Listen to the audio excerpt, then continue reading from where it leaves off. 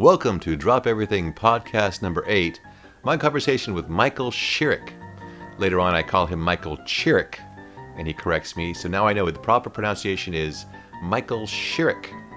We had a great conversation, brought up a lot of mutual friends, and did as much as I could to cover his 45-year career as a professional juggler. Legendary man, legendary career. We'll get to that after, our sponsors, starting with the IJA, International Juggling Association. I am life member number 84, and I've got a lot of advancement in both my social, my professional, my entire world when it comes to juggling has been influenced and advanced by my involvement with the IJA. So I suggest you check them out at juggle.org. If you're not a member, become a member today of the world's greatest juggling organization that's called the IJA. We have no other sponsors this podcast, so if you're interested in sponsoring an upcoming podcast, please let me know. There's always space on the podcast for some interested supporters. So now, let's get on to it. Let's get on to my conversation with the man himself, all the way from Branson, where he's currently at a performance in the afternoons in a show called Laughternoon. Let's talk to Michael Chirrick. Legendary juggler Michael Chirrick. What a pleasure for me to talk to Michael Chirrick on the Drop Everything podcast. How are you doing today, Michael? I'm doing fine, Dan. How are you? Good, good. You know, when people talk about great jugglers, you know, they mention what they can do and their skills. But I'm really a big believer that a great juggler has a great juggling career. And you have had a 45-year career. And I think that puts you up with one of the legendary careers in all of juggling. That's my opinion. Well, I mean, 45 years is a nice run. Hopefully I can go a little bit longer. 45 years is a good run. So far, so good.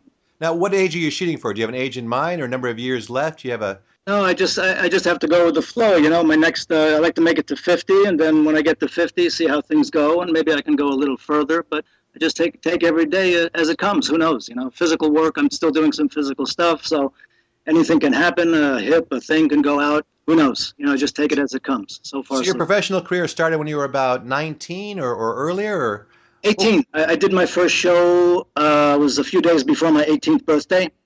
That was in 1969. And what kind of venue was that? It was a circus, a shrine circus. It was called the Texas Dates. It was a very popular show back then. I don't even think it's happening anymore. It was 6 weeks. We played major cities in Texas. The opening was in San Antonio. I was in a display with my mother and another juggler, my mother in the middle, another juggler on one end, and me on the other end, and we did 6 weeks with that. And it was actually, for the time, it was a very prestigious show. You know, it was great for me to do that. My mother set that up. It went quite well. You know, I mean, I was really happy with it, and it was the start. It was the beginning of it. And what age did you start your practicing? Was there a certain time, obviously growing up, when you realized, hey, my folks are a little bit different than other people's folks? Oh, sure, yeah. You know, I played around with it a little bit here and there. You know, I mean, I was really infatuated with Francis's work even when I was a little kid. And every time I'd see him, I'd try to emulate him. You know, we're talking I was maybe 8 or 9, and that would last a couple days. But I got serious when I went with my parents on a trip to Germany. My mother had a 6-month contract in Germany. They took me out of school. I was 15, 16. And then I went to Germany with them, and I started, I got a guy there on the show, one of the stagehands. He made me 3 clubs out of bowling pins, plastic bowling pins. I started juggling with those, and I just kept going. Nobody thought I would stick with it. You know, I was, like I said, 15, 16 years old. Nobody thought I would stick with it, and I did, and I kept juggling. At that time, I was like more into kick-ups. I was really into the kick-ups. I had seen Hugo Garrido, and I was actually more into the kick-ups at the time than I was the balls or anything else. I was really into the kick-ups. So I started with the kick-ups, and I got fairly decent with that. And then I decided, I just kept going. So what led you to the style that we're kind of used to you doing, the large sort of volleyball manipulation? Was that, how did you translate from the clubs into that? Well, I just, I looked around, and there was so many. I was traveling in Europe, and I'd seen so many, with my mother before I was even juggling. I was traveling with my parents before I had my act, like I said. Doing, practicing, and we'd see different shows here and there, and I'd seen so many Spanish jugglers, man, that they were just outstanding with kick-ups. I mean, just incredible. And I said, oh, these guys are like really good. And I was decent, nothing extraordinary. So I just started with the ball spinning, and this came natural. The stick and ball work, this came really natural. I had a natural feel for it, and I just I did three sticks for a while in the act the first couple of years, and then I decided to get rid of them. And then after 3 or 4 years of doing sticks in the beginning, I just started just doing the ball work, and I just stuck with that. And I figured I'll just specialize with this. So Now, were you originally booked as Michael Brun? Was that your first performing name? the first 2 years, I used that name Brun, and then I got fairly decent, and I said, why don't I just use my own name? Now, hopefully we're educating some people about the history of juggling through these podcasts. Would you mind giving me a little rundown of who your mother and uncle were and what their place were in juggling? Well, Francis and Lottie. I mean, they came to this country to the USA with Ringling back around 47, 48. They were working together, and they stayed together here in the States for about 3 years, and then they split up. I don't know what exactly. Did you want to know? As far as a lot of people, the names Lottie and Francis Brun hopefully means something to everybody. But I think a lot of the new style jugglers, if it hasn't happened in the last 5 years or so, maybe some of this great history has been lost. Right. So the fact that what sort of started, so they came from Germany, and were they came from Germany, and their parents started a circus family, or how did they start the whole ball rolling, so to speak? No, my grandfather, he had a restaurant in Aschaffenburg, Germany. He had a restaurant there, and it was also a combination. It was a restaurant, and it was also like a gymnasium, a turnhalle. That's Francis. He learned gymnastics, before he could even juggle. He was doing gymnastics, and he was also a diver. Grandfather was a diving champion in Germany at the time, and Francis had those skills, before he ever started juggling. The tumbling and. So he was quite athletic to begin with. Oh, yeah, he was athletic way before he ever decided to juggle. That's you can see that in his work. He did all the gymnastics. So his style had a lot of gymnastics moves and dance. In the beginning, before he went out on it, he changed his style. He even did more gymnastics back in the beginning, when he first started out in the early 40s and stuff. And who influenced him? I mean, who were the jugglers he was watching around that time?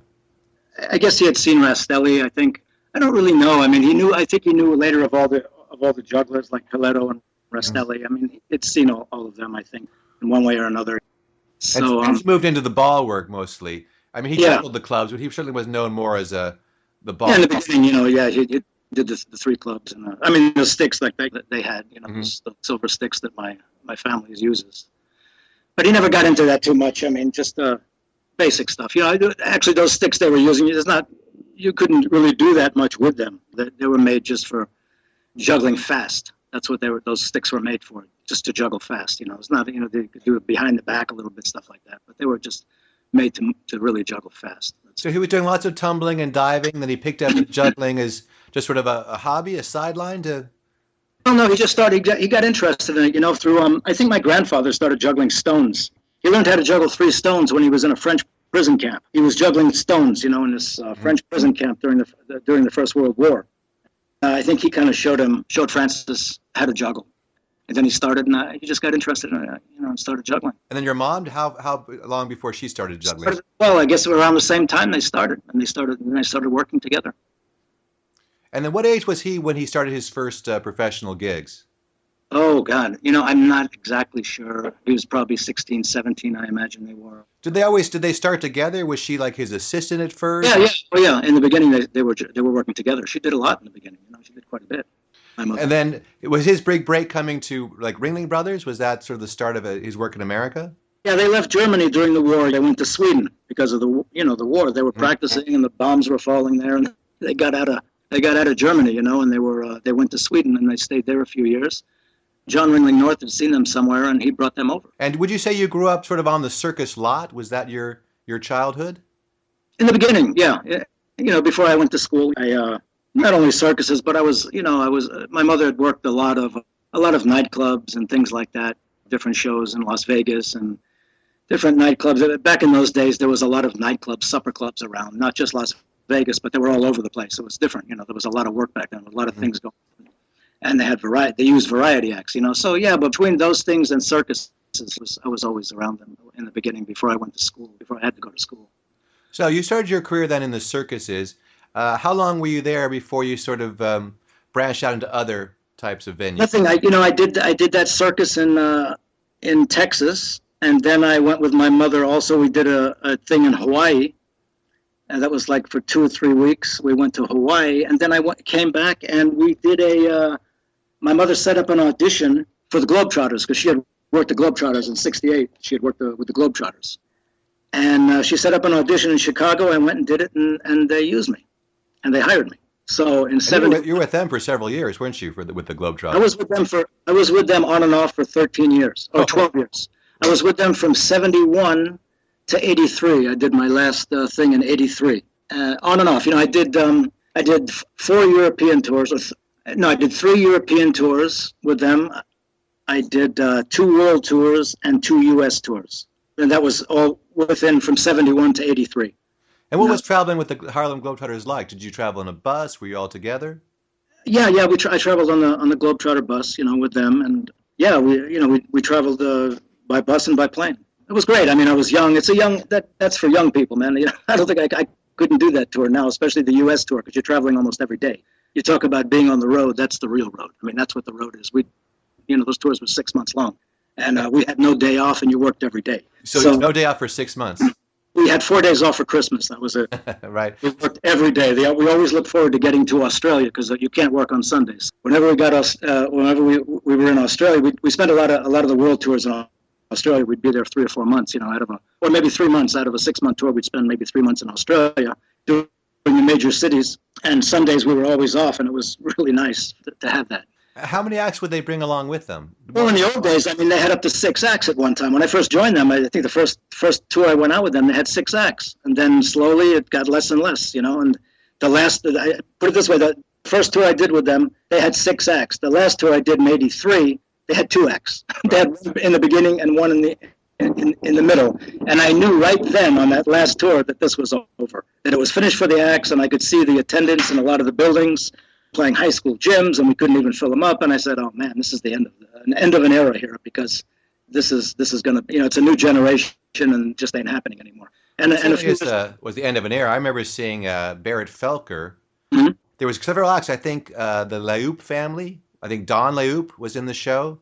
Oh, Don Laupe. Is that how you pronounce it? Laupe? Laupe, yeah, Gus and Ursula's kid, yeah. Martin Lamberti, is that he was a great juggler, but he was doing a head balancing act. Yeah, I worked with him too. I did my last tour with him in '83. It was just me and him. We did our last tour, a U.S. tour together. It was just myself and Martin. We were the only ones on the show. We were the only acts. So I remember seeing that and thinking like that was something I'd wanted to do. Mm-hmm. By the time I could even consider it, it was not a job that was left. Yeah, it was over. Now it's nothing now. I mean, can you name a Globetrotter? Can you name one ones I could name probably when I was a kid, like Meadowlark Lemon. No. Can you name one Globetrotter from now? I want to say there's a guy on American Ninja Warrior that competed on that show, so I know him from that. He's a Globetrotter? Or ex-Globetrotter. Maybe his name was Bullard, maybe? Yeah, I don't know any of the new guys. I never heard of any of them. And, guys like Curly Neal and Geese and sure. And Meadowlark, I mean, those are, those at the time they were like, big stars, man. But I grew up with the Globetrotters. You'd see them on Gilligan's Island. And the cartoons. Scooby-Doo, they'd show up to help solve crimes. Yeah, I mean, traveling with them in the beginning was almost like traveling with a rock show. I mean, you'd come out of the building, at the end, you go to the bus, and there was, kids and adults all over the place looking for autographs. It was a big deal, and everybody wanted to work that show. I mean, every act wanted to go with the Trotters. It was a great touring show. It was good. It was good work. Any close calls on some of those travels? Any? Well, a lot of bad plane flights. A lot of bad plane flights back then. Especially in South America. Landing on grass runways, that sort of thing, and little towns in South America didn't even have airports. You'd land on grass. It was kind of hairy, but I would never do stuff like that. Now, back then, you don't even think about it. I'm 20 years old, 19. Who cares? You just do things. But you think more now about doing the things you did then. Sometimes we used to joke about, what are we, mercenaries here? It was crazy, some of the traveling. And back then, I mean, you go away for 6 months, you go overseas. It's not like now. If you're going over there now, it's like almost, you got Skype, you got this, you got that. Right. You're always in contact. Over there, back then, I mean, you couldn't even get a phone card. You have to go out, call home, from your hotel, which cost a fortune at the time, or, get a $10, $15, $20 worth of change and go to a payphone, and the connection was always terrible. So, I mean, traveling was different back then than it is now, So. And then when you went to get other gigs, How was that done? Did you send videotapes? Was it videotape then, or No, VHS but or no, films or? well, yeah, well, a lot of times I was seen. They would see me somewhere. One of the best jobs I had early on was that really helped me get on the move was this review show for Barry Ashton in Miami. I did 6 months with that show, which was just at the time Barry Ashton shows were the best shows, the best review shows you could work. Francis had done them, Montego had done them, and they had all the best acts. And I got lucky because I went to Hawaii again in around '73. I was there and I was performing in the end ring, my mother in the middle and another juggler named Nino Santos on the other end. And this guy, Wolf Kochman, he was partner of Barry Ashton. He was the partner. And he would look for the acts. And he flew all the way to Hawaii to find, to see an act, a chimp act. He just wanted to see this act because he was thinking about using them. So he went and he came to Hawaii and he saw the act. And by coincidence, he happened to catch my act. I was working in the end ring and he caught my act. And as soon as I got out of the ring, he came to me and says, I love your act. How would you like to work for me? And I said, wow, that's great. Right. And he didn't use the chimp act, but a year later he wound up using me. So, I got lucky. I happened to do a good show. I got lucky and got into that thing. So it worked out really well. So that was a major thing for me to get that show. And I'd only been, juggling about, I'd been doing my act about 4 or 5 years. And it was that show really helped me out. Because you kind of hit all the different venues. And sometimes like these review shows, mm-hmm. where I saw most of the jugglers I saw when I was growing up, like when I was 16 or 17, that idea of the review show almost doesn't exist anymore. Right. Well, yeah, there's hardly anything anymore. I mean, that was I consider that my thing. I mean, of all the venues I do, that's my favorite thing to do. Unfortunately, there's not much of that left. So now in ships, when I started doing ships in the 70s, I was going on ships with a 7-minute act, and they were thrilled. They were thrilled. I'd open for the cruise director, I'd open for a comic, I'd open for a multi-instrumentalist, and they were absolutely thrilled with my act. And I did 7 minutes. This was like around 77, they'd never seen that before. It was, there were smaller ships, but classy. People paid a lot of money back then to get on a ship. It wasn't something everybody did like it is now. So, I'd do these ships, and I'd be ending my act with a round-off back somersault. They'd never seen that on a ship before, I don't think. Fairly low ceilings. It was great. You try getting on a ship with a 7-minute act now. You'd have to be in a review show to do that. Yeah, if you came on as part of a circus show, that's the only way. They want you to be that evening's entertainment. Yeah, now you have to do your own show, which is totally not something I do or would want to do. It's just not my thing. I congratulate people who do that, but it's to go out there for 45 minutes, an hour. It's just not for me, and it's too late for me to start that. So you prefer, like, your act is what, about 8 minutes? Is that? Well, I don't. When I get to a point where I'm starting to drag people up constantly from the audience, then my act doesn't work because it's all about just moving, and I want to build up a thing there. Right. Get the people excited, and I don't want to let them down. I don't want to bring them down, and I'm not a comedian really. I have a little humor in my act now, but for me, if I do, I can do a nice 15-minute spot that I'm happy with. And I was working ships, recently, and I do 15, and I go out and do another 10, but a lot of it is just junk, and I don't want to do that. Just not for me. Well, you came up with a certain classic style in a certain time where it's just hard to change it now. It's just hard to get into this. I'm 63 years old, and it's kind of, I'm going to start doing this now. I think most jugglers, they didn't come up now to having perfected an act. Like they're good at juggling a lot of different things, maybe different props. They never perfected that base 8 minutes. This is my art. This is what if you give me 8 minutes, this is what I'm going to do. And back then, people perfected that for years. It's kind of funny, I did this thing. Another nice job I did when I got a call from Debbie Reynolds, like back in it was the late 70s. I was working at Circus, and I got a call. Somebody had recommended me for Debbie Reynolds to open her show in Sparks Nugget. You probably worked Sparks Nugget, right? No, is that the one where they had the elephant? In Sparks, yeah, Tina and Bertha. Yeah, I talked to Dan Menendez, and he said what a nice job that was. Right, I was talking with Dan on Facebook, and we talked about that. I was working, I got a call, I went with Debbie Reynolds to Sparks, and I did my 7-minute act to open her show, and it went really well. It was like 3 weeks, it was great. Went back to Las Vegas, and then I get a call from her about, 6 months later, and she wanted me to go back with her to do this thing in Texas, this theater in the round called Casa Mañana, House of Tomorrow. I said, yeah, sure, fine. And she said, the only thing is, I need you to do, because I did like 7 minutes with her. And she said, the only thing, I got to have 10 minutes for a costume change. And I said, oh man, 10 minutes. I said, yeah, okay, I'll do it. So then I got off the phone, we set that up, and I'm saying to myself, what the hell am I going to do for 3 minutes? Just couldn't, I just thinking and thinking and thinking.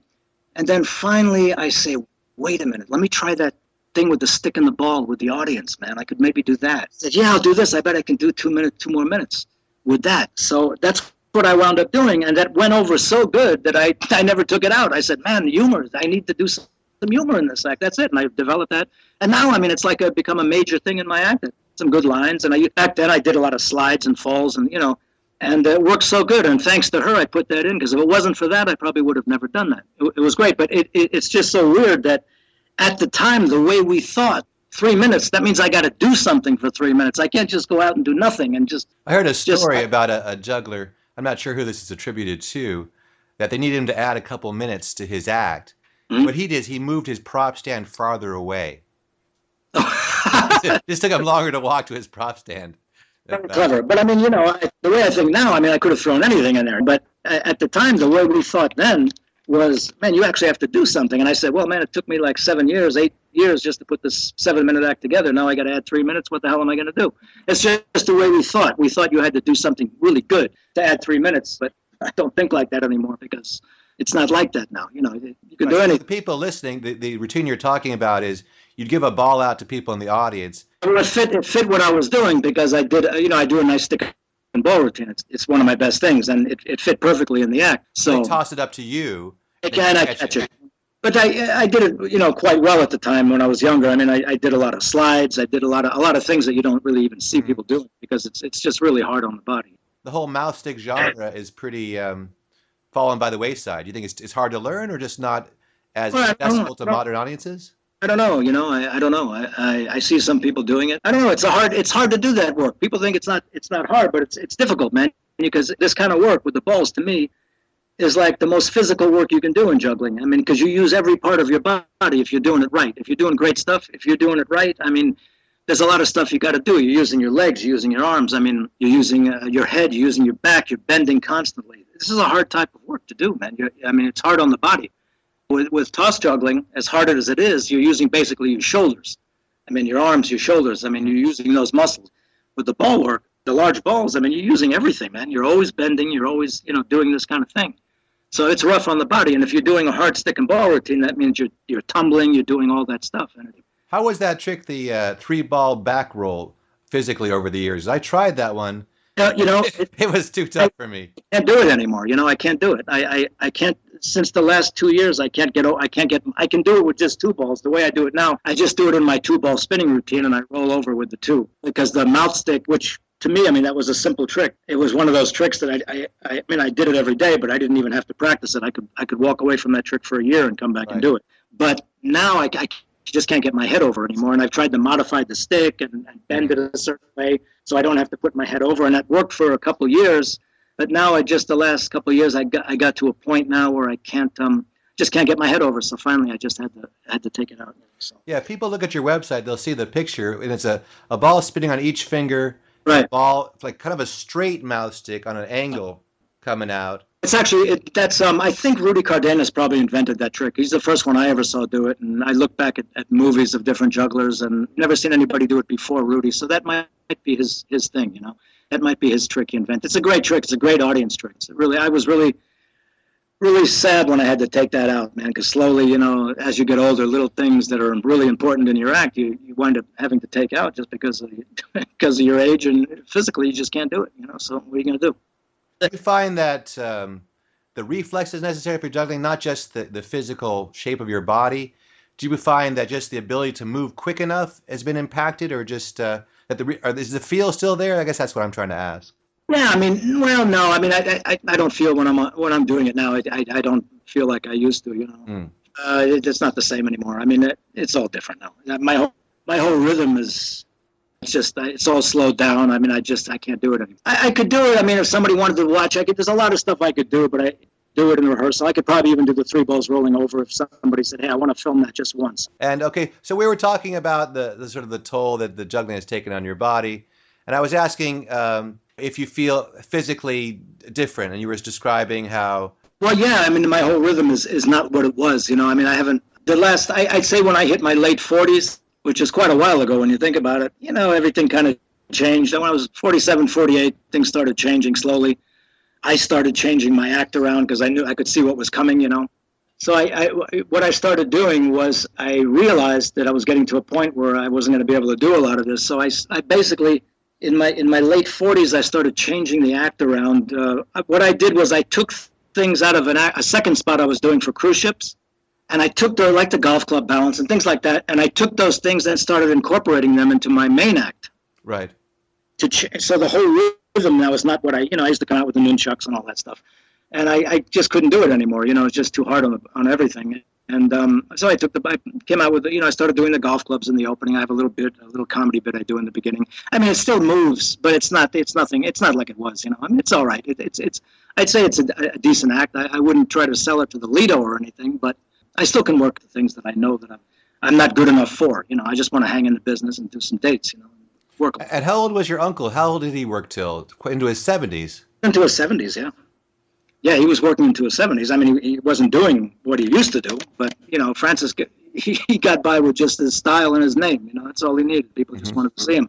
It's like saying Frank Sinatra, you know, during the later years. You know, you just want to see the guy. So it was, you know, it's different. I don't have that kind of name, so I can't do that. Now, when you look back, like you mentioned some of these jugglers, I'll give you a few names because maybe you know these guys personally or you have some recollection of them. And like I say, part of this podcast really is to further the historical archives of the past jugglers so that we don't forget them. And certainly a guy like yourself, like I say, who's been through this whole long span of this time in sort of modern juggling history. So I'm going to give you a couple of names. Maybe you can give me some recollections or what you thought about their style or them as people even. Yeah, sure. So what about Bobby May? You ever run into him? I met Bobby. I was working a circus back around 73. And we played Youngstown, Ohio. Bobby came down to the show, and that was the first time I met him. Nice guy, really nice, and I remember it was an outdoor date, and it was windy, and you know that kind of thing. It was a circus, and we were set up in a fairground. And I met him there. I even have some film of him, some 8mm footage, standing with him, and my mother standing there. And was he already retired at that time, or did you get to see him work? Or yeah, this was in '73. Oh yeah, he was long retired, and he came to the show with Emily. I think Emily, his wife, Emily was there too, if I'm not mistaken. And that was the one time I met him. Yeah, it was really nice. He was a really nice guy, you know. He was really. I got to meet him one time. I was at a convention. I was standing with Kid Summers, or Kid Summers brought him over. Right. And he said, "Oh, you should watch, you know, Dan juggle. He's got some interesting 3-ball stuff." So I did a little bit. I remember what he said to me. He said, "Which way to the cafeteria?" Says, "That way, sir." That's funny. That was my one interaction with Bobby May. But of course, I was a huge fan. I used to watch his film. I think it was from La Scala. Yeah, oh yeah, that's a great film. Yeah, he was great. Great American juggler, man, for sure. He was great.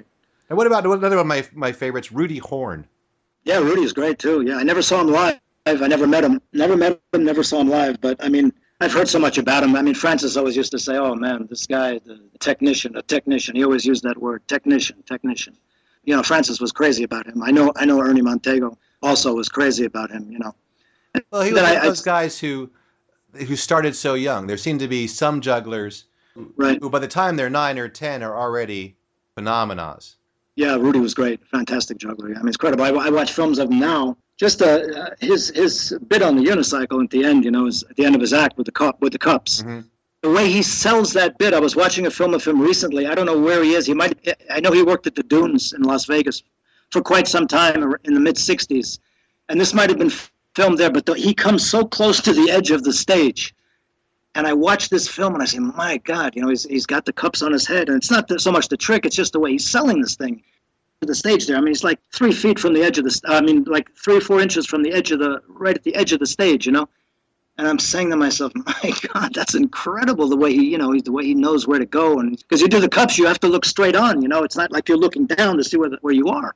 So to describe to the audience, he's on like a 6-foot unicycle. A 6-foot unicycle, and he's throwing the coffee cups up to his head from his foot. It's like a saucer, then a cup, then a right. But then usually they throw up a spoon up there, and sometimes they throw a little cube of sugar up there. Yeah, but then when he has them all, he starts riding around a little bit, on this film. I don't know if he does it every show, but he would ride around and then get to the edge of the stage. I mean, just so close to the edge of the stage, and you just think he's going to go over, and he pulls it back, and it's just phenomenal, man. It's just so good. The way selling is everything, and the way he sold that trick is just incredible. And I heard that after he retired, he became like a tennis pro. Yeah, I heard that too. Yeah, a nice way to go, a nice second career. Yeah. I mean, he was really into tennis. A lot of people get into different things after. Well, speaking of that cups and saucers trick, that leads me to my next juggler, Dieter Tasso. Oh yeah, Dieter. Yeah, Dieter is a legend, just like Rudy Horn. Dieter is one of my. I don't have a lot of inspirations anymore, but Dieter is one of them, just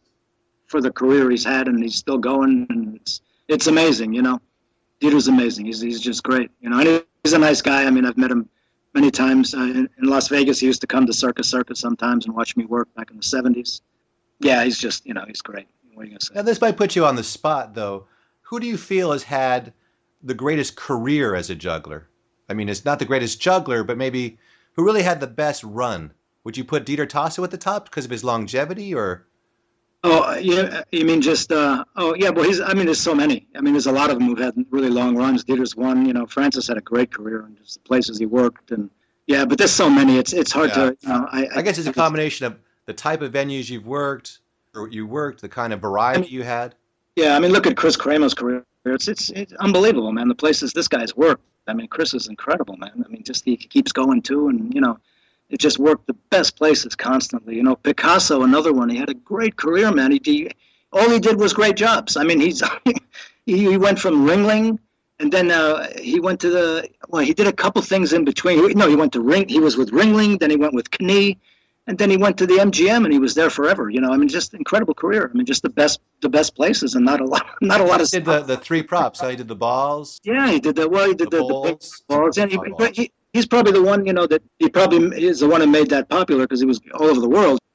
There's a lot of sort of misconceptions on who started that trick initially, the ping pong balls. I heard an act called the Bellinis. Belladinis. Belladinis brothers, but they did it, I think, back and forth. They did it, they did. Right. Which sounds pretty nasty, spitting ping pong balls from mouth to mouth. A little nasty, yeah. You wouldn't want to do that in a dinner show. But I tell you, the first time I saw that trick was I worked with a group. I mean, a couple. I didn't really work with them, but when I was touring Japan in the 70s, mid 70s, I did a 6-month run in Japan, in Tokyo, and we stayed in this hotel there. I got to know this brother and sister act named Valente. I've saw them in Vegas. Okay. No, I saw them in Paris. It was the first time I saw ping pong balls. This was actually the first time I met him in 75, but the first time I saw him was in 68. He was at the Tropicana, or 67. He was at the Tropicana with his sister, and that was the first time I saw ping pong balls, 1967 at the Tropicana. But then I worked with him later in Japan, and we hung out a little bit. He was a real nice guy, I don't know. The thing I remember about him was he had great control over three. He did three in columns, so close to the top, not that far from his head, like maybe 2 or 3 feet high. He was actually very good with his sister did a little bit with the ping pong balls too, and they had it was a classy looking act. It looked really classy, He did nice club work. He also did the plates, but they had a very elegant style. They looked really good, and it was nice. I really liked that act a lot. Valente, yeah, nice act. And on that same trip, I saw who I think, and I imagine you would concur, the greatest ping pong ball juggler ever. Tony Furcos. Yeah, he's my man. I actually just worked with him. Like I was working in their show here when they were here in Branson. They were here for a few months, and I did a pre-show for them. It was great to work. I mean, Tony. I met Tony when I was touring with the Globetrotters. I met him in Spain, 1971 or 72. He came to a Globetrotter game. I met him. He told me who he was, and this was way before they ever went to Las Vegas or anything. They were working with a circus there in Spain. And then the next day I went to see their show because we were staying in a few days in Spain there with the Trotters. And I went to see Tony, and I knew then already, man, this guy is phenomenal with the three clubs. A very underrated juggler, Tony, because he's great. I mean, a lot of people don't know him, but his club work, everything he does is great. But not only juggling, I mean, acrobatics too. I mean, they did such a great swing act, man. Just tumbling and just a phenomenal juggler, man. And I think the best chest and teeth. Oh yeah, good smile. No, but yeah, Tony's I consider him a good friend, and I mean, he's a great juggler. I mean, his 3 club work is his kick-ups, all his stuff. And he's still going now, man. He's still working. He's about my age, a few years younger than me, and he still looks great, man. But their thing basically is the big cats, right? They like do a big illusion show as well. The cats, yeah, they got into the cats. They got into the magic thing, later because that's what they did, and they got into that. But he still does his juggling. He still wants to do his juggling. He still practices, and we practiced together a lot when he was here. And who's cooler than his brother, Ferdinand? Ferdinand, great guy. Yeah, he's another one. We had some good times here, and in Las Vegas too. Las Vegas in the '70s was a great place because there was all these acts, and it was easy to get together. A lot of jugglers, a lot of performers, and it was different than the town now. It's so big, and it's like LA now. But back then in the '70s was a great time in Las Vegas because we'd all get together, and you'd go over to the Pepper Mill, or you go over to this place, that place, and you'd hang out. It's not like that anymore. You don't have that kind of thing going on. It's different now. It's cold. It's a cold place. I started going there first with my parents when I was I think I went like 11 because I remember my dad took me to see Elvis Presley. Really? Did you see Elvis? Oh man, that's fantastic! You saw him at the International. Yeah, saw him at the International. He was doing that's great, man. With the scarves, and you throw out the hound dogs, and that's great. You saw them. They saw him. What I remember was he used to take off his scarf, and he'd wipe under his arms. He'd wipe off the sweat. And throw it in there to the audience. And the girls would go crazy for it. The women, I'm like, why do they want his sweaty? The thing I liked the best were the karate kicks. I was 11. Oh yeah. Well, that's great, man. It's good to say you got to see Elvis, man. That's terrific. Yeah, we saw him, and then they took us to see Liza Minnelli. And next to Elvis, an 11-year-old boy, Liza Minnelli was not my. Yeah, I know Elvis, but Elvis. Elvis. I used to go when I was like 16, 17. Friends of ours would drive to Vegas, basically see jugglers because we couldn't gamble. And that brings me to one of the first jugglers I ever saw, Albert Lucas. Was he a friend of yours, a contemporary, certainly around the same age, or maybe a few years younger? I don't really, I met him a few times, but I really don't know Albert, I don't really, I met him here in Branson, actually. He's here right now. Oh, okay. But I've met him numerous times, but I never really, knew him that well. My first encounter with him was, he was with the Ice Capades. I knew there was a juggler with the Ice Capades. So I went by myself, and I was such a kook that I took my devil stick with me. Just in case I could get backstage and show the juggler that I also juggled. Right. And so I went to the security and I said, can you tell the juggler that another juggler is here? Albert Lucas could not have been nicer. Yeah. Showed me backstage, introduced me to his dad, his brother. Right. And I always remember that because if someone brought their devil sticks to my show now, I'd be like, that's pretty kooky. Albert's a great juggler. I've seen, I don't think I saw him ever work a lot. Well, I did. I saw him with Ice Capades as well, but he was just a kid. This was like in '70. In Atlantic City, I saw him when I was working close by. I went to see him in Atlantic City, I think he was, with the ice show. I saw him once in a theater in Atlantic City, and what he did is after the show, he started a 50-mile joggle. So we were on the boardwalk. We took the chairs down the boardwalk, and so we saw his start off after his show. Right. He did 50 miles, and then still did 2 shows the next night. Right. Yeah. Wow. Yeah. He's a great juggler. Very solid. Very rarely, one of those guys that very rarely dropped. He's a great numbers juggler. Yeah, he's really good. And what about Nino Fradiani? Yeah, I know Nino. I like Nino's act a lot. I like Nino. He's people don't realize it, but Nino, there's a lot of fast jugglers. You got Mario Barachek, Wally Eastwood, a lot of speed jugglers. I'm trying to think of a few more that are really popular.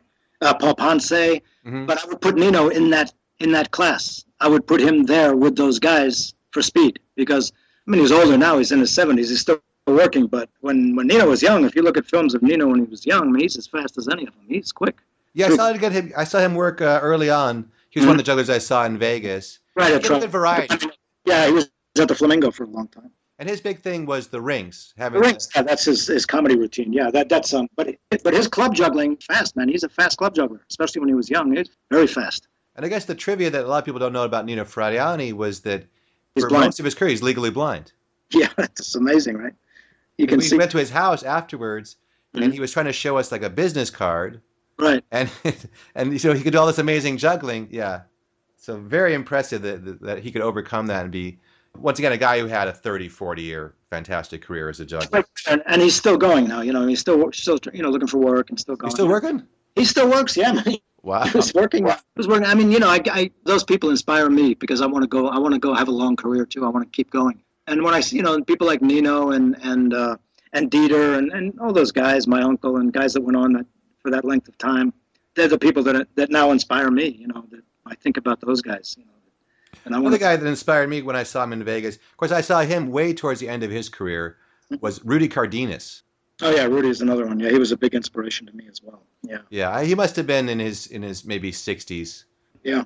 when Yeah. I saw him, and that was certainly a different style of juggling too. The sort of, would you call it like the Mexican circus style? I mean, well, I guess Rudy kind of started us out, but I worked a lot of shows when I was starting out, a lot of circuses, and they all had that same kind of thing where they would do they do the balls, and then they would always do the shaker cups, the balls in the pockets on the side and the waist, and the hats. I mean, that was Rudy's thing. It was Rudy's routine. But I worked with a lot of jugglers, usually Mexican jugglers, that did that routine because of Rudy. I mean, Rudy was the one who started that. I mean, he wasn't the first one to do any of those tricks, but he was the first one to put those things in that kind of act. 'Cause, I mean, before Rudy, I mean, you didn't really see a lot of jugglers doing hats that were kind of dressed like Rudy was dressed. I mean, usually, you did hats, you were dressed kind of in a tux or something. It was like a kind of a gentleman juggler. But Rudy kind of changed that, I think. He was the first one I saw dressed the way he was dressed, like more of a gymnast type thing, and doing hats. Yeah, what impressed me about him too was his control over the two balls. Like on the shoulders? The head and the balls on his shoulders. Yeah, great. Yeah, that's a great trick. I'd never seen anyone do that with the two on the shoulders. Great trick, and he kept going. Two balls using just his head, like two small rubber, about maybe 5 inches, maybe, or yeah, they're small balls. They used to. You can't find them anymore. They were Zoomer balls. They used to be called the Zoomer. Zoomer balls. Yeah, right. Zoomer, and that's what he used. And they're small balls. They're hard to spin too. I mean, because they're smaller than like a volleyball. Yeah, but that's a trick nowadays you don't see very often. Is the two balls juggled just with the head? Yeah, you don't see that very much. I remember Montego. He was doing that trick, and he did it well. Mm-hmm.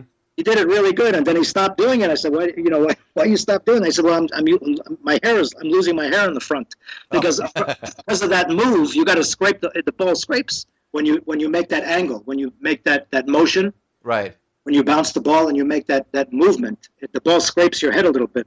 It's like those Chinese jar jugglers, the big jars. Right. They always have that one bald spot where they do like this spin. Exactly. Well, that's Montego. I guess Montego didn't want that, so I guess he decided, well, it's not worth it. I don't lose my hair, because you look at Ernie now; he's got a great head of hair, So I never got to see him. He was your half uncle. Half uncle, yeah. Yeah, my mother and Francis, he was their half brother. Same father, different mother. Now, was the story with him that he became a juggler, unknowing that his half brother Francis Brunn was this great juggler? Was it just coincidence? No, yeah, it just happened. He went to see a movie, and in that movie, he went to see in Germany when he was a kid. He saw Francis and my mom doing a little bit in this movie. It was like a newsreel type thing before the movie, and he saw that, and he said, "Man, that's what I want to do." That's so weird. It's a weird story. Yeah, he didn't realize that he was watching his own brother. Yeah, exactly. And then he went home and he made his own props and he started. And then, so what's the history of that? Because he did the Brunn finish, the classic finish, on the unicycle. Was that something that he's then asked Francis? Or was he doing that? I don't know. I don't think. It's still too obscure. Yeah, I don't even think they hadn't even met by then. They didn't even meet until Ernie was doing that trick in the late 50s already. I'm pretty sure, and they met in Las Vegas the first time. Ernie came to meet Francis in Las Vegas, when he was working there in one of the shows in the 60s, maybe the early or mid 60s. That's where they first met, I think. Pretty sure. I have to put that trick, the Ernest Montego doing that Brunn finish. Yeah, that's a great trick. I had to put that on the top. Yeah, that's up there. That's a good one. Yep. Top 5. This Ernest Montego finish. So it was on the unicycle, idling on one foot, spinning 2 rings on one leg, on the free leg, on the ankle and on the thigh. Right. You'd have a ball spinning on your left hand, I imagine, with 2 rings spinning on that arm as well. Well, he would. I think the ball would be spinning on the right hand. Okay. And a ring on that arm. The 2 rings on the right hand, the 2 rings on the right foot. I mean, on the right leg, and then Mouse stick though, a mouse stick and a head pedestal, or mouse stick and a headpiece, and then the 3 rings in the left hand. Yeah, I put that in my top 3. Any particular tricks that you saw that you'd say, okay, as far as individual tricks that really stand out as something that when you saw it, we're just like... Yeah, the first one I saw, now, I don't know, now I see a lot of people doing it, and I guess maybe it's not as hard. It's hard. It's a hard trick, but I see a lot of people doing it. And at the time, which is probably 8 or 10 years ago, I'd never seen anyone do it, and I had to rewind remember rewinding the tape Right, 4 or 5 times. sure. And I'm saying, is that even possible? I wouldn't have thought that was possible. Because, years ago, there's a lot of things they do now we didn't think were possible. You didn't think were possible back then. But it was a Russian guy. I can't think of his name. I don't even think I can pronounce his name. And he was on a globe. Oh, I know exactly the trick you're going to say. You know the trick I mean, right? Yeah, he had the head pedestal. Yeah. The ball Yeah, bouncing on the pedestal. And then the 5 balls, yeah. And the 5 large balls. Pretty large, yeah. A little smaller than a volleyball, but bigger than, Such a great trick. He's on a rolling globe, which is the ball. And he has this, I guess, there's a guy, Artem. But but then now there's a few guys doing it. I've seen a bunch of guys doing this now, not on a ball, but they're all doing that trick. A lot of them are doing the trick. So I tried it. I tried to figure it out one time, and well, the first time I saw it, I thought it was some kind of gimmick, right? Because I just saw it real fast. It was kind of it was a VHS tape, and it was kind of, it was a little, it wasn't real. The quality wasn't very good. Yes, and this guy doing it in person who did it on the stilts. He did it at the IGA. He was at Circus for a while. Yeah, and he had like the big flags and. Yeah, but the first time I saw it, I thought maybe this, I thought it was like a gimmick thing that there was it was just one pole with the ball connected or somehow right. I didn't, and then I realized no, he's actually doing that. It's incredible. I wonder if the base of the pole was heavy in some way. I don't know. It's just at the time it was like I said, holy cow. I don't know that guy's name, but the one thing I do know about that guy who did that trick was that he died. He died in a car accident. Yeah, it's a shame. It's really a shame. It's sad. Because that's got to be, like I say, in my top 3 as well. Well, he holds it, but it's also done he looks very elegant doing it. And he's, it just looks so good the way he did it. I think, of everybody I've seen do it, I think it's still the best one because it's just the way he looks doing it. Looks so there's some Rudy Horn tricks like that as well, where not only are they hard tricks, but just the visual impression, like the one where he balances the hoop on his forehead and has like one on each leg and then is throwing the hoop sideways through the ring. It's just... great stuff. Yeah. Let's talk about a few more jugglers, and then we'll bring up to the current state of juggling and where you're at now. But this is very interesting because we're getting some good historical. This is one of the hardest working men in juggling, Dick Franco. How far does your friendship go with Dick Franco go back? Dick Franco. Let me think. He's a juggler. Yeah. He's a juggler. I don't think Dick Francis was his real name. I believe he changed it to Franco. So he does ping pong balls too, right? I think he might have been one of the James Franco's kids that they didn't. Oh, that's who it is. No, Dick. Yeah, I've known Dick I met Dick around 73 or 74. I think we met. Yeah, 75. I think I met Dick. I know the first time I met him, he came to a Globetrotter game with Paul Bachman. Mm-hmm. That's the first time I met him, and they had video cameras. Right. They both filmed me, but they filmed me from 2 different angles. That was the first time I met Dick. And anytime there's a film online, I put online, it's an old film, over 40 years ago, of me with the Globetrotters. It's a good film. I did a good show. But that film Dick Franco took that film. So if anybody's interested, that's a Dick Franco special there. So my favorite Michael Chirrick film was you from Circus Reno. Oh, Circus Reno. Because I remember seeing that and just thinking like, oh my God, where is that venue? That's the most incredible looking venue I've ever seen. And then you go to Reno and see that venue, you go, oh. Yeah, it's there's people standing around and yeah. Yeah, but for me as a young juggler, it looks so, Yeah, I know. Yeah, Circus. It was at the time it was a tough place for me. Now it wouldn't bother me, but at the time, I was there like I did 2 years in Las Vegas and 2.5 years in Las Vegas, and I did almost a year in Reno.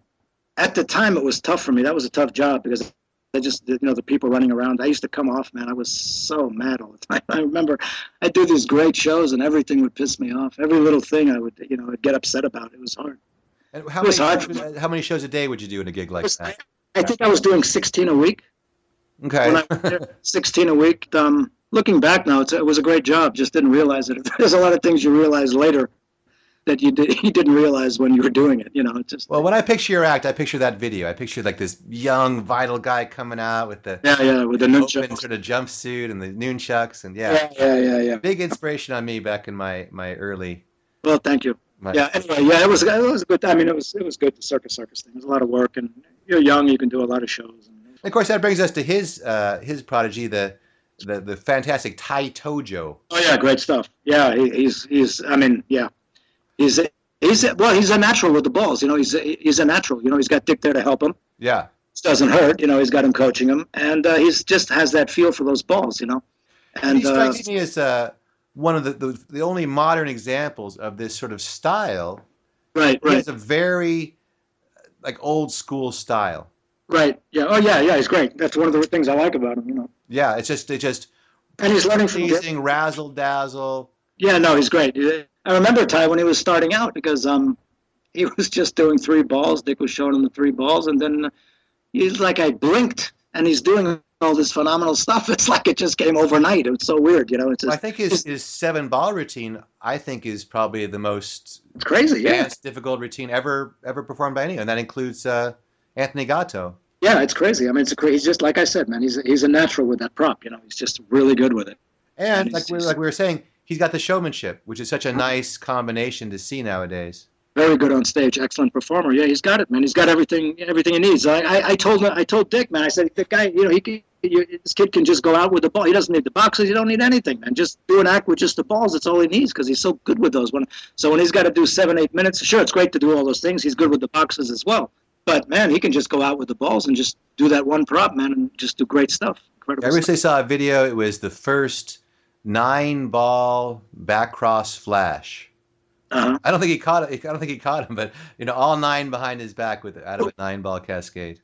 So that brings us to Anthony Gatto, who I guess has retired for I think maybe almost a year now. Yes, yeah, I guess. What do you think about his overall career, and where would you place him in sort of the historical context for jugglers? Yeah, I mean, as a toss juggler, he was probably the best one. You know, that's my take. That if you looked at pure technical skill, especially what he was able to do. Yeah, it's great. In his act. Yeah. I put him number 1 technically for sure. Yeah, technically he's probably number 1. I know Francis thought that because we talked about it quite a bit. You know, he said, man, this guy is just phenomenal. But I'll be honest with you, I wasn't a big fan of Anthony's in the beginning. Even though he was doing incredible stuff when he was young, I said, yeah, you know, it's great. But, you know, I don't know, it just was lacking something. But all of a sudden, man, everything changed. And he had his personality and everything really came out, you know. And maybe when he went to have his wife assisting him more than Nick, everything kind of changed. Yeah. For me, it was about the time he did that circus festival. What's that called? That's the Monaco circus. Yeah. Monaco, yeah. But even before that, he was still. I mean, because when I saw him in Los. I don't know Anthony well. I mean, I only met him once personally. Oh. We communicate a lot and we used to communicate a lot on the internet, but I don't really know him personally that well. I saw him in when he was in Las Vegas. I guess it was one of those shows there when he was with his wife. I think he was with his wife then, and he was starting to change, and he was really coming out, and it was different. You know, it changed a lot. Well, I saw him all the way from back in like the Nudes on Ice, Linda, First Lady of Magic days. Yeah, I didn't really see him much back then. I mean, then it relied a lot, of course, on the fact that he was young. You know, sort of a prodigy, maybe, and we're still wearing the short pants. The shorts, yeah, right. And he never missed. I know he's great. He was so solid, and he had a lot of good variety. But then he started to move and started to just really epitomize to me a real professional presence. Yeah, he changed a lot. And also, man, this is a guy. I mean, this guy could have went out there just doing a 3-club routine. His kick-ups were good too. I mean, he did some nice 3-club work, just the 3 clubs. You know, he could have went out just with clubs. He could have did 3. Well, I think he's the kind of juggler who, no matter what he did. Yeah, it was also good. Yeah, he'd pick it up pretty quick, and he would excel at it for sure. Oh yeah, he's one of the greats, man. No doubt about it. Yeah, definitely. Now, what do you feel about sort of the new juggling style? I look at this sort of style now with especially with the club juggling, where there's lots of starting and stopping. Yeah, you know, it's it's really interesting. A lot of it is a lot of It's very repetitive sometimes. It's some of it I like. You know, some of it's really interesting. Some of the other jugglers, the older jugglers, I get excited when I watch them. I mean, there's something about the music that's, you know, when I remember when I was a kid, I mean, I'd watch Francis. I was, you know, maybe 13 or 14 years old. I mean, I didn't know anything about juggling, and I didn't want to be a juggler, but I used to watch his act, and I used to get chills. And to get chills when you're that age, right? It's not that, you don't get that often. That doesn't happen that often. But with Francis, and it was just the way he was. It wasn't the tricks. I didn't know one trick from another, but it was just the way that act was, the way it was presented, the music, the stops, the cuts. And I don't see that kind of thing in the new style of juggling. Everything, some of the music, it kind of goes on. I don't know. It's just, I look at the guys like Wes Payton and these guys, and yeah, it's phenomenal what some of the stuff they're doing is incredible. But a lot of it doesn't really excite me as good as a lot of it is. Well, I have to admit, I feel similar in that sometimes I'll watch a juggler. I like to sit at the edge of my seat when I'm watching a juggler. I want to get hit hard, man, and grew up around a different kind of thing, and it's just the way I feel about a lot of that. Not all of it, but some of it's a little repetitious for my taste, you know. And I know if I watch somebody, no matter how good it is, and after like a minute I go, okay, I get it. Yeah, right. So I don't want to watch it anymore. I go, it's more, even though there's more different variations coming, but a lot of it's a lot of it can be repetitive. Chris Cremo, once again. And the thing that inspired me about Chris Cremo was the way he got the audience excited. Like, not because I was loving it. Sure, yeah. Going like, wow, the people here are loving this juggling. The way he was able to bring it to the people and get them behind it. Yeah, right, sure. Yeah, but Chris, he has a great personality. Plus, his speed with 3 balls, people don't realize, he doesn't have a lot of repetition in that routine. I don't know how long his 3-ball routine is, maybe 3-4 minutes, I don't know, 3.5 minutes. But he's not repeating himself so much. You know, a lot of these guys now, they do 3 balls, but they're doing the same thing over and over again. If you watch a guy, the guy who juggles to the Beatles thing. Oh, Chris Bliss. Okay, everybody goes crazy about it. He's just doing the same thing over and over again. It's basically a 3-ball, he's got like a 3-minute 3-ball routine, and it's 2 minutes of repetition. It's the same thing over and over.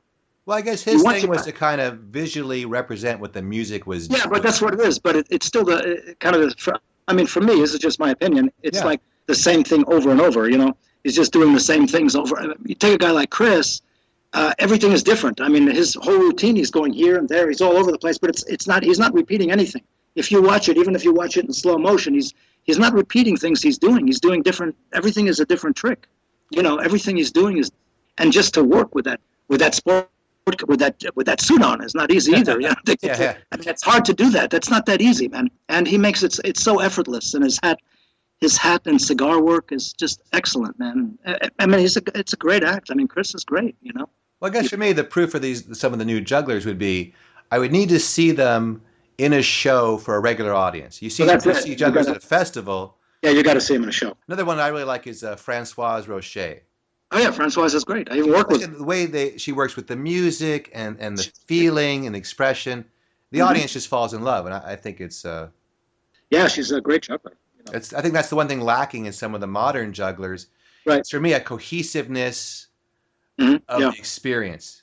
But it just could be that I'm old school, and I remember one time. I like that too. When I said before about the way I feel about a lot of the newer juggling, you know, I like these guys. I watch like videos of Wes, and I watch all of them to see what they're up to and what they're doing. You know, the other guy, Jay Gilligan. Sure.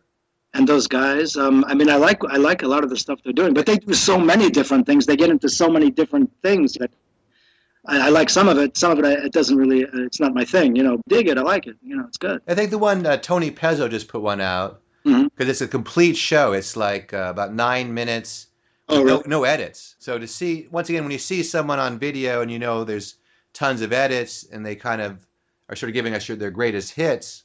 Yeah, I know that. Well, you know, I'll be honest with you. I don't watch really a lot of juggling videos.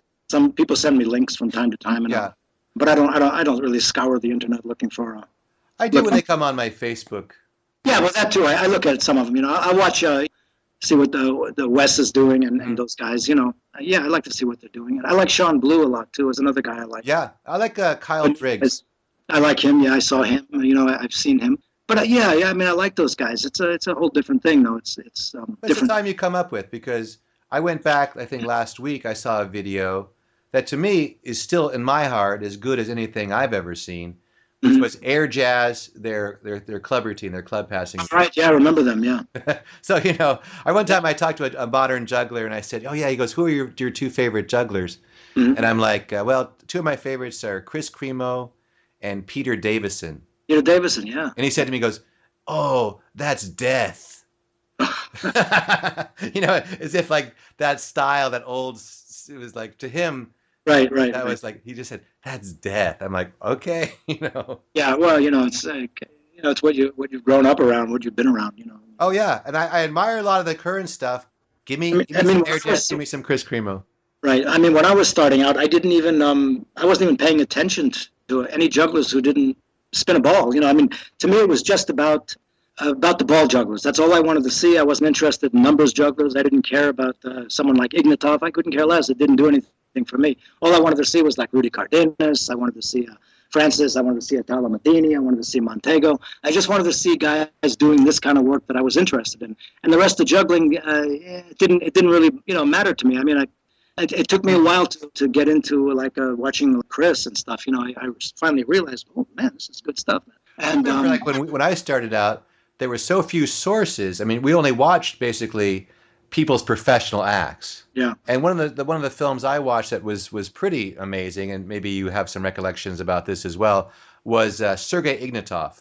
Oh yeah, I actually enjoy watching it now more than I did when he was really at the height of his thing. I think Because that famous film I was taken once again by Paul Bachman, I believe, who's going to be on a future podcast. I think that was 1971, his first yeah, that trip could to be America. right. That could be another great juggler. Now, he's a juggler who I think, like, if you look at the overall career arc, like what you did, Hmm. you did cruises, you did half times, you did nightclubs, you did review shows, opening acts, Right.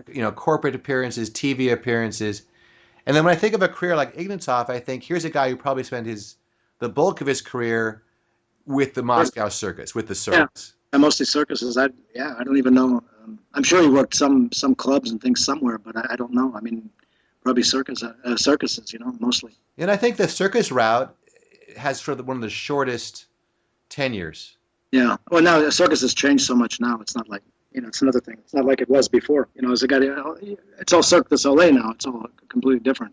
And if you don't What do match you feel up, about a juggler like Victor Key? Is that someone a style you admire? I like his stuff. I mean, especially the first time I saw him. Yeah. Oh yeah. Interesting stuff. Yeah. I like Vladik as well. Similarity there. I like Vladik. I just saw a video of him. Yeah, I like what he's doing too. I saw one where he was had an aerial aspect, like he was flying across the stage. Saw that one recently. Yeah. But his stuff just on the the stuff he does on the ground. I mean, I didn't even care that much about the aerial part of it. Just the stuff he's doing, the way he moves. So I like acts like that kind of go together. Everything you go from one thing to another. I mean, I got that just from watching Francis and my mother. Was that's They work. cohesiveness. Yeah, my mother. I mean, the way she worked with just doing a figure eight around two props. I mean, that's just her style, and everything went into another thing. Francis, Montego, they all had that thing. It's the way I wanted to, myself. I wanted to do that kind of thing because I liked just the way it looked. Well, one story I heard about Francis was that he didn't really want people to applaud during the show. It was more like, do you try to have it seamless so they just applaud at the end, like more like a dance number? I think he had made a comment once that he would like to go out once and just nobody applauds during the act and just everything at the end. Something like he had made a comment on some interview or something about something like that. He would like to do a show where nobody claps at all. You're talking about his act, doing his act? Well, I remember that because I remember a story I heard about him where he had a little dog, and he was on stage and he had like the tennis ball on his foot. Because he used to do that one tennis ball routine. And I don't know, this could be just a made up story, but somehow the dog got loose. The dog came out and grabbed the ball. Yeah. Grabbed the ball. I heard that story. I don't know much about that, but I remember the story now, but I don't know exactly what that's. But for me, that dog would be running out every night. Yeah, it's a good bet. And for him, it was like, no, that's not right, going to happen. Right. It reminds me of, who was it? Maximiliano Truzzi, who one of his biggest things was he would do the bit as well, where he'd throw out the ball and have it and catch it on the mouse stick. And the clown Emmett Kelly be in the audience selling popcorn. Well, that's the old popcorn gag, yeah. So he'd throw out the ball, and Emmett Kelly would throw the popcorn everywhere. Right. Yeah, that's the old popcorn. Yeah, a lot of people did that. That's real old school stuff. Yeah, they. But so when something like that gets the biggest response from your audience, then you have to decide. Am I an act where that's what I'm going for? Like for myself, that's what I'm going for is whatever they respond to the most. But I think back in the day, maybe people were more, and even like these new jugglers, I think have a different tact where it's still about their personal vision. I don't want to say at the expense of the audience experience, but it doesn't seem as the priorities are, I want to entertain them first and then entertain myself. For me, I think, I've always said I'm a commercial artist. Right. Like I'm an artist, but it's all kind of through this prism of entertaining and getting paid for it. So Right, sure. I mean, yeah. kind of mercenary in that fashion. So No, I know what you mean. It's good to make money with it. well, I think this podcast has been pretty wide ranging. So give us a lowdown. What kind of show you in now? You're in Bramson. Yeah, I'm doing a show here 3 days a week. It's called Laughternoon. Because it's a daytime show. You're saying it's around. Yeah, it's around 1 o'clock. And It's that really sounds like a nice gig. yeah, it was nice. It's nice. I mean, we're still doing it. It's just 3 days a week, 1 o'clock. It's going good. I got an old friend in there that a ventriloquist I worked with 40 years ago. We worked together in Miami, named Sammy King, and he's a close friend. So it's really nice to work with him again after all these years. He's a great act. So he's in there with me. So that's made it really nice. And now to finish up, I want you to look back over this long career, this 45 years, and if you could give like a guy starting today, a guy who came up juggling and has decided to himself, okay, I want to see if I can be a professional juggler. Mm-hmm. If you could sit that guy down and give him, let's say, 3 pieces of advice, right? what would you pretend I'm that juggler for a second? I come to you and say, Michael, I think I'm a pretty good juggler. I want to do this professionally. What's your advice to me? Well, what I would say now isn't the same thing I would have said 25, 30 years ago. That's for sure. Mm-hmm. Now, I mean, if you want to make money, I would say learn everything, man. Learn, don't specialize in anything. This is just what I would say if you want to make a living doing this. Sure. Now, the way it is now, I'd say learn everything. I mean, just learn clubs, learn rings. Like a guy like Niels Dunker, he's got the right idea. Because if you want to make a living now, I mean, eventually, I mean, everything is going to ships now. I mean, it's all ships. Everything is it's all happening on ships, and you've got to do time. That's what they want. And I would say, man, learn everything, get humor, do humor, learn to ride a unicycle because they're all doing that. I mean, that's what I would say now, the way the business is right now. That's one of the things if you want to make money. Because do you think the day of like your act, like the 8-minute act, what you'd call the flash act? I think it is, man. I think it's over. I mean, I don't see, unless you're in Europe. I mean, there's only so many places to work. Where are you going to go? Ships are coming. Now. I mean, everything is on ships, and you got to do time. So, I mean, unless you're in Cirque du Soleil or working in Europe, you have to do a lot of stuff, and you have to do a lot of time. It's better to do a lot of stuff and just be good with those things you're doing. I'm not saying just ignore, not do well with it, but I'm saying don't go crazy with it. And it's better to learn a lot of little things and be okay with them than just to specialize in 7 minutes of stuff. Right, because when they ask you to fill up 60 minutes or maybe even nowadays like 2:45s. They want you to do all this stuff. God, I see guys that go out with a unicycle and they kill 20 minutes just with a unicycle and 5 audience members. And every other act is doing this now. And it's like, I don't know, it's like a mandatory on ships now. Like everybody's doing this, you know what I'm saying? From a business point of view, if you look at the ships, I think they want to create kind of a template experience. So when they hire a juggler, they kind of know this is what the comedy juggler does. That's what they've got. But that's, I don't know how good that is for the business, but that's what it is now. I'm not going to put it down. And if they're making money, they're doing fine. That's what it's really. It's kind of unfortunate for people who have a unique vision. A friend of mine, I think it might have been Ivan, was saying he got on it because Ivan was one of these guys who has sort of broken the mold a bit by not doing the unicycle, by having some more of a technical approach than some of the other comedy jugglers. And he says he got on a ship one time, and the guy leading him through the backstage was saying, "Okay, so when you hang on the curtain when you're riding the unicycle, right here, yeah, right. Then when you're gonna drop the bowling ball over the guy from the audience, you'll want to do it here." So you already had a vision of what exactly the comedy juggler role is supposed to be. Well, I'm going to tell you, when I started out, it was so different that I would have said the opposite. I said learn to do, take a few props or whatever and just practice as much as you can with those things and become really great with those things. But now it's like the opposite. I wouldn't recommend that if you want to make money. If you want to do it for yourself, go for it. But if you want to make money, I would concentrate more on just doing as much time as you can. And where do you think someone could get a start nowadays? I mean, because you can't get right into the ships. Is there? I don't know, man. Some of them are. I don't know. Well, there used to be jobs like there was that one in Holland, America, the Village in Japan, where guys would do 4 or 5 shows a day. They paid like $750 a week. Yeah, I don't know. The guys would go out there for 6 months and just. I don't know where they. I mean, I know there's so many now on ships. I see there's new ones every day. You know, I get links. People send me links. Sometimes it's just for fun. They're sending these links of how the stuff they're actually hiring. They can't believe it, so they send it to me. The stuff is just. I mean, a lot of these guys, 30 years ago, they would have never been able to do that, make a living with what they're doing, because there would have been no place to do that. They would never hire an act like that in a review show, because these guys, they couldn't do 7 minutes of something really good. I mean, it takes them an hour just to get rolling. It's all like when we came up, me and Barry, at least we sort of hit this this time in TV where there was sort of a comedy boom.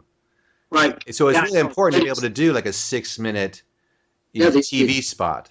Yeah, but a lot of guys can't do that. I mean, a lot of them now, they can't really do that because single guys go out there now. I mean, I don't want to get into one it. routine could be, like you say, like they do their unicycle routine. That's 10 minutes of getting the people from the audience, helping them up on the unicycle. Yeah, I know, but so many do it. You know, I mean, this is this bit I used. You know, every street juggler back in the old days used to do that, man. I mean, geez, I mean, the Volantes, they started this back in the 60s. That was their big bit, and they were working review shows because they had a real class act, and they did great stuff on the bike. You know, they did some really great stuff, and they did that one bit, trying to get somebody to help them. And they're the ones, the first time I saw that bit, and this was way before anybody else was doing it. And now everybody does it because it doesn't take a lot of skill. It's just all you have to do basically is learn how to ride a unicycle. Well, I think one piece of advice I would give, and this maybe could help us wrap up things, is that it's important to sort of know what comes before you. You know the people who sort of broke in juggling. Well, sure, it's good to know history. I mean, but a lot of them don't care about that. You know, I don't think a lot of them. Some of them do now. I think they're getting more into it now. It's nice of someone like David Kane to he has a museum, and he's trying to keep these things alive, which is nice. You know, Karl Heinz did that, and it's nice to see David doing that, and Herman Sagemuller did that, and it's nice to keep that alive.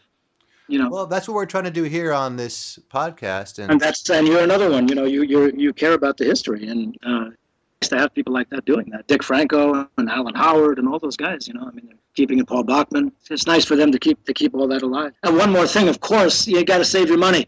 For the young jugglers, save everything you make, because you never know what's around the corner, man. Save your money. Very important. I always say that there's 3 skills in money. Number 1 is you have to be able to make money. It's important. Number 2, you have to be able to save money. And number 3, you have to have that money you save work for you. Yeah, well, that too. So for you guys who are listening to this, these young jugglers, and also the jugglers who have already done some research into the history of juggling, keep at that. So it's been my pleasure to talk to the legendary Michael Chirrick. I hope you enjoyed Drop Everything, podcast number 8, my conversation with Michael Chirrick.